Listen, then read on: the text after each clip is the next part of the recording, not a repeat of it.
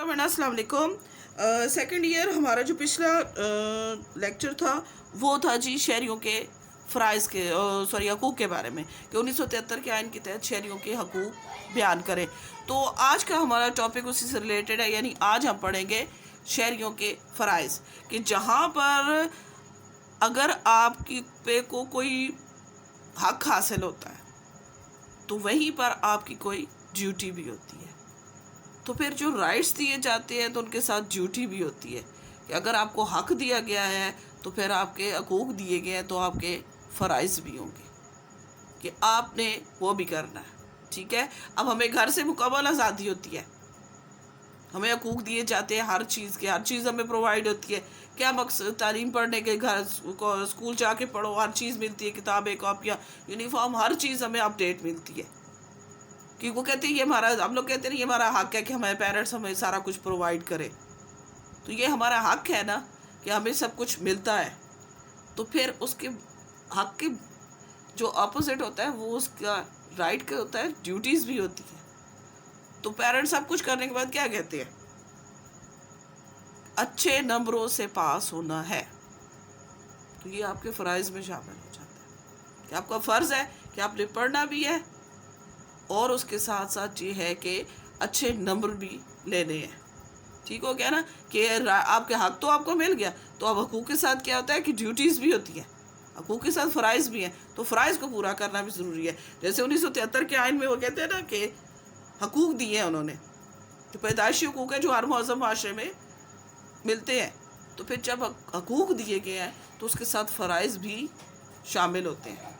तो फिर आप कहते हैं कि जहाँ पर शहरियों को मसावी हकूक़ हासिल है तो कुछ ज़िम्मेदारियाँ भी हैं, और हकूक़ और फ़राइज़ का हमेशा आपस में गहरा ताल्लुक़ होता है कि जहाँ पे हकूक़ है तो वहाँ पे फ़राइज़ भी हैं, राइट है तो ड्यूटीज़ भी हैं। ठीक है, और इन दोनों में तवाज़ुन जब तक नहीं होगा तो कोई माशरा भी तरक्की नहीं कर सकता। तो सबसे पहले हमारे पास आ जाती है पहली चीज़ जी, मुल्क से वफ़ादारी।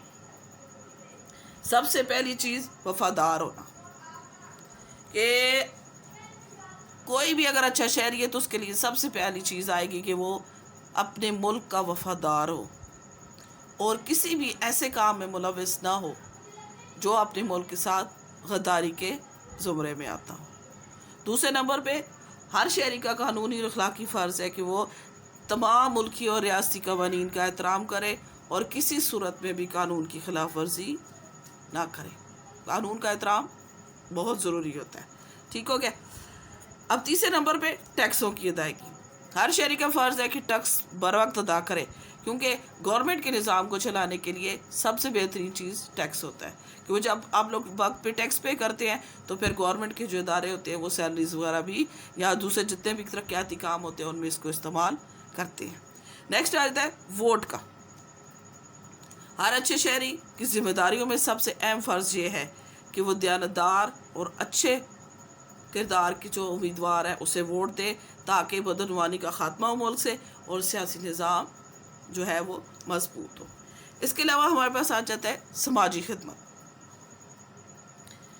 एक अच्छे शहरी का फ़र्ज़ होता है कि समाजी खिदमत और माशरे की फलाह बहबूद के कामों में हिस्सा लें, और सबसे बड़ी चीज़ कि मुल्की और कौमी मफाद को ज़ाती मफाद पर तरजीह दे और किसी भी ऐसी एक्टिविटी में शामिल ना हो जो कि आपके कौमी मफाद के ख़िलाफ़ जाती है। तालीम हासिल करना हकूक़ है, वहाँ इसका फ़राइज़ में भी शामिल है कि तालीम हासिल करना जो है, जैसे आपका हक़ तालीम है, हक़ रिहाइश है, हक़ मुलाज़मत तक, तो हक़ तालीम भी अगर आपके हकूक़ में आती है तो फ़राइज़ में भी शामिल है कि हर शख्स को चाहिए कि वो ख़ुद तालीम हासिल करे और आगे से अपने बच्चों को भी तालीम हासिल करवाए, क्योंकि तालीम के बग़ैर तरक्की मुमकिन नहीं है। हमारा माशरा उस वक्त, हमारा मुल्क उस वक्त तक तरक्की नहीं कर सकता जब तक हमारे मुल्क में तालीम की शरह ज़्यादा नहीं होगी। और बदकिस्मती हमारे मुल्क की ये है कि हमारे पास शरह ख़वानदगी बहुत कम है। अगर हम लोग बाकी अपने इर्द गिर्द नज़र डालते हैं तो उनके मुकाबले में हमारे मुल्क में जो शरह ख़वानदगी है वो बहुत कम है, यानी हमारे मुल्क में जो लोग हैं वो बहुत कम पढ़े लिखे हैं। अगर हम श्रीलंका की मिसाल देते हैं तो श्रीलंका इस वक्त देखें कितना छोटा मुल्क होने के बावजूद उसका लिटरेसी रेट बहुत ज़्यादा हाई है, جبکہ ہمارے ملک میں جو ہے ابھی تک لٹریسی ریٹ تقریباً 54-55% پہ اٹکا ہوا ہے. ٹھیک ہو گیا. اس کے بعد کہتے ہیں کہ محنت ہر شہری کی ذمہ داری ہے کہ اپنی ضروریات کو پورا کرے اور ملک کی ترقی میں اپنا بھرپور کردار ادا کرے. اب سب سے مین چیز آ جاتی ہے جی انسانی حقوق. انسانی حقوق کا تصور سب سے پہلے ہمارے نبی صلی اللہ علیہ وسلم اللہم صلی علی محمد وعلی محمد نے آج سے 1400 سال پہلے دیا. 1400 سال پہلے ہمارے نبی صلی اللہ علیہ وسلم نے انسانی حقوق کا تصور پیش کیا تھا خطبہ حجۃ الوداع کا. اور یہ ایک ہمارے پاس بنیادی انسانی حقوق کا چارٹر تھا جس نے بنیادی انسانی حقوق کی بنیاد رکھی. جدید دور میں بھی انسانی حقوق کو اہمیت ہے. دستور کو اپنے فرانس کی تقلید کرتے ہوئے ہر ملک کے دور میں بنیادی حقوق کا باب شامل ہوا. اس طرح جب پاکستان نے 1956 میں اپنا پہلا آئین بنایا تھا تو اس میں بھی فنڈامنٹل رائٹس یعنی بنیادی حقوق کو لازمی شامل کیا گیا تھا. ٹھیک ہے. تو انسانی حقوق کا تصور پوری دنیا میں سب سے پہلے ہمارے محمد صلی اللہ علیہ وسلم نے پیش کیا تھا. اس کے علاوہ ایک اور چیز تھا میگنا کارٹا کے بارے میں سنا ہوگا کہ یہ ایک میگنا کارٹا جو تھا یہ بھی ایک بنیادی حقوق کا چارٹر تھا.